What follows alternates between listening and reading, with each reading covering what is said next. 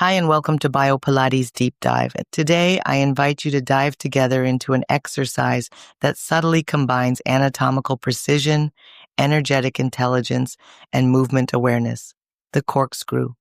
Behind its apparent fluidity hides a constant dialogue between stability and mobility, control and freedom.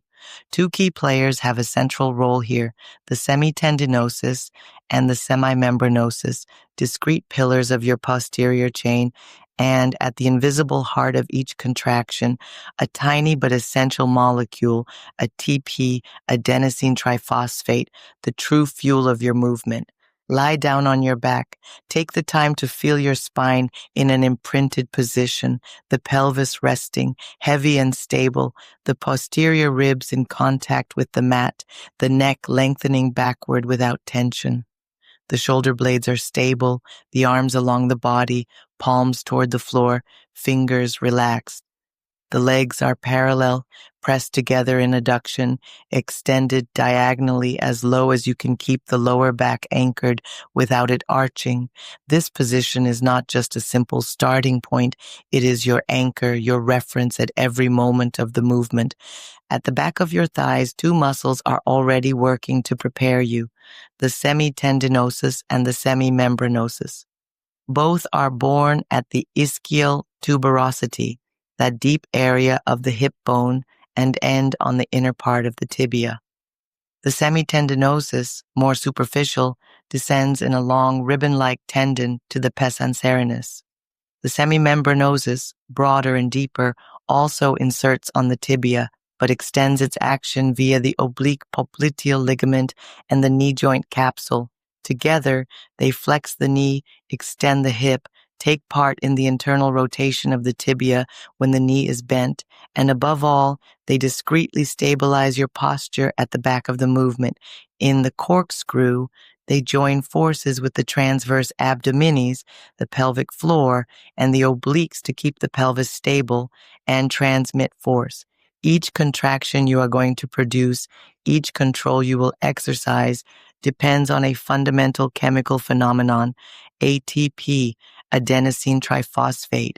Imagine it as a small rechargeable battery ready to release energy as soon as a muscle fiber needs it. The moment your brain sends a nerve impulse, acetylcholine is released in the neuromuscular junction, triggering a cascade that releases calcium in the muscle. This calcium allows the myosin heads to attach to actin, but to slide to generate movement, they must break an ATP molecule into ADP and inorganic phosphate. It is this rupture that releases mechanical energy. Your muscles have several ways to produce or regenerate ATP. At the very beginning of the movement, they use the reserves already present in the fibers and phosphocreatine, an ultra-fast system but limited to a few seconds. That is enough to initiate the ascent of the pelvis, to launch the spinal flexion, but very quickly, if the movement lasts, glycolysis takes over, transforming glucose into ATP with production of lactic acid when oxygen is lacking. This system is effective for short to medium duration efforts, like the time needed to chain several repetitions of the corkscrew. If the effort continues, or if you repeat the sequence several times, oxidative metabolism comes into play. In your mitochondria, glucose and fatty acids are completely broken down to provide a large quantity of ATP, provided that oxygen flows. This is where your breathing becomes your most direct ally. Each deep and targeted inhale improves oxygen delivery. Each precise exhale helps stabilize and release the right dose of energy at the right moment. Inhale and begin to rotate your legs toward your torso. Feel the femoral heads rolling deep in your hips, not toward your belly, but in the joint, like two spheres seeking their center. Let the coccyx unload then, vertebra by vertebra. Lift your spine off the mat. Sacrum, lumbar vertebrae, thoracic vertebrae, without skipping a segment. The rectus, abdominis, and obliques curl concentrically. The transverse closes like a zipper from bottom to top.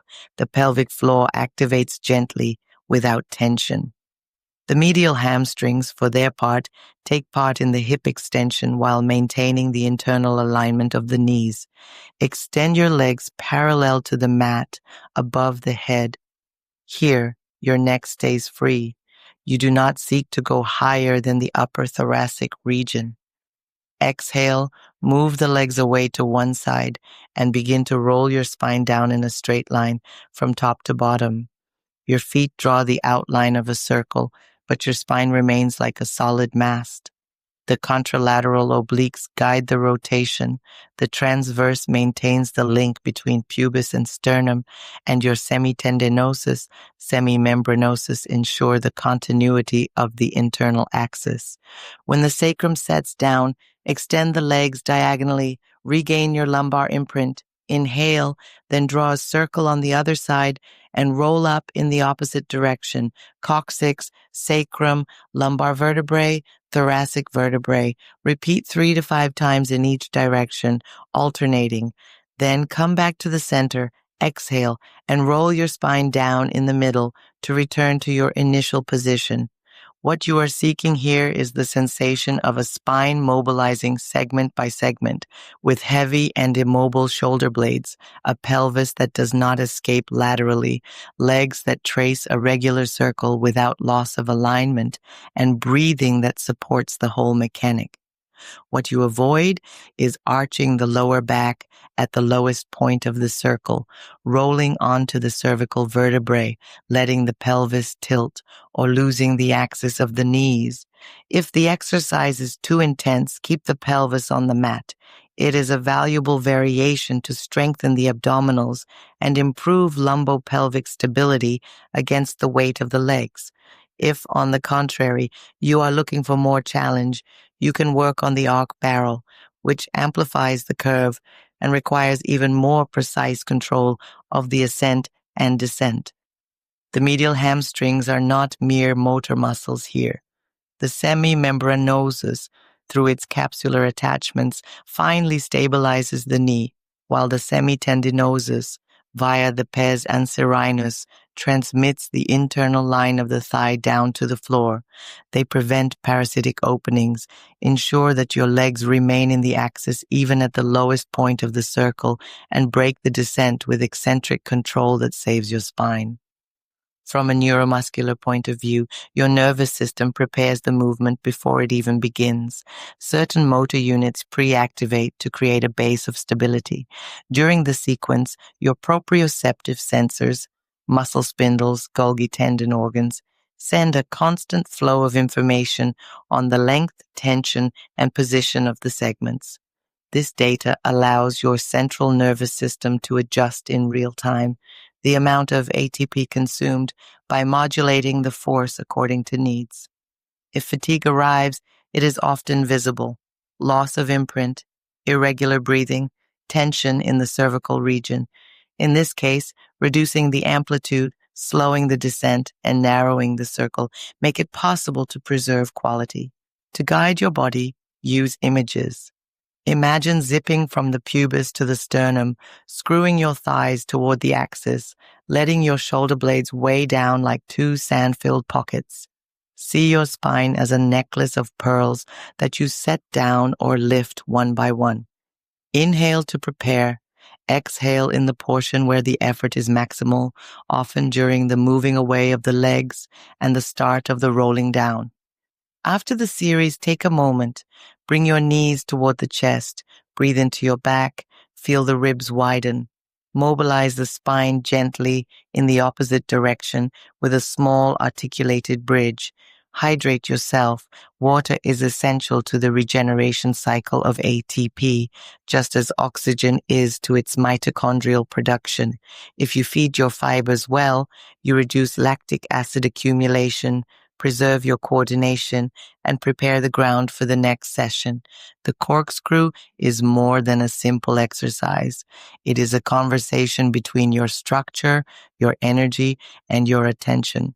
By practicing it with precision and awareness, you refine not only your strength and flexibility, but also your capacity to manage your internal fuel, to synchronize breathing and action, to stabilize while mobilizing. ATP is not just a chemical molecule in this context. It becomes a symbol of your physical availability, of your ability to transform potential into action, to repeat a movement with the same quality as the first time. Keep in mind that each repetition is an opportunity to anchor a precise motor pattern, to strengthen a dialogue between muscles and brain, and to optimize the use of your energy.